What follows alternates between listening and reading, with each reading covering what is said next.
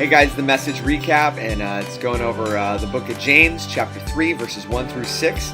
And this week, man, what a great weekend we had. We had multiple people give their life to Christ for the first time. We had rededications. It was a powerful weekend. But the study, I want to talk to you about the study real quick.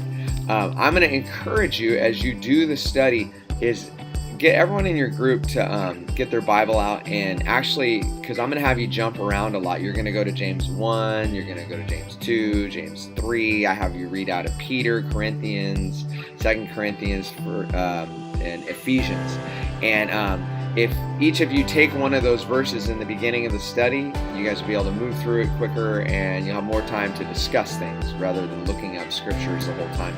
But the reason why is because you're going to find in the book of James, James is very clear. What we say shapes who we are. It shapes our faith.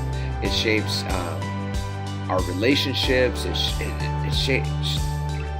It's really big that this tongue directs our whole body and actually directs where we go in our life sometimes too. So make sure you do that, enjoy that. But if you remember the sermon, I talked about the responsibility of the teacher, going over verse 1 about how there's different Bible teachers out there, and sometimes we teach the wrong thing, and I've taught the wrong thing before.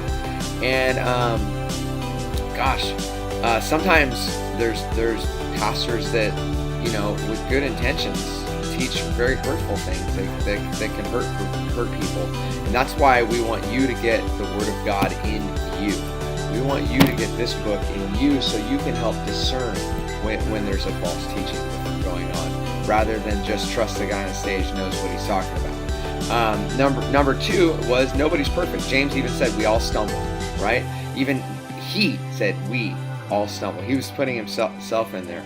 Number 3, I talked about your communication matters. What you say has power. It has power to destroy and tear down. And we all know there's been people who have said things to us in our lives that have destroyed us, that have tore us down.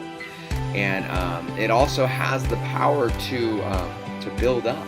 And if you think of people in your life who just, when they speak to you, they pour life into you. And what kind of person do you want to be?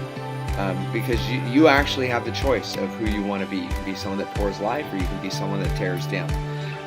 And then finally, I didn't want you guys just feeling guilty about the terrible things you've said in your life. And I really felt like the Lord was impressing upon me, that I needed to tell you what God says about you.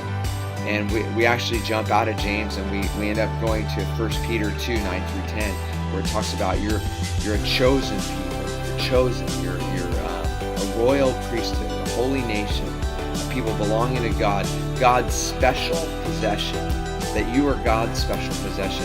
And what that means, when you know who you are, is it says it's really cool. It says that you may declare the praises of Him who called you out of darkness into this wonderful light. And the whole point is, when you know who you are, you can declare the praises. That means you can tell other people of how God's called you into His light.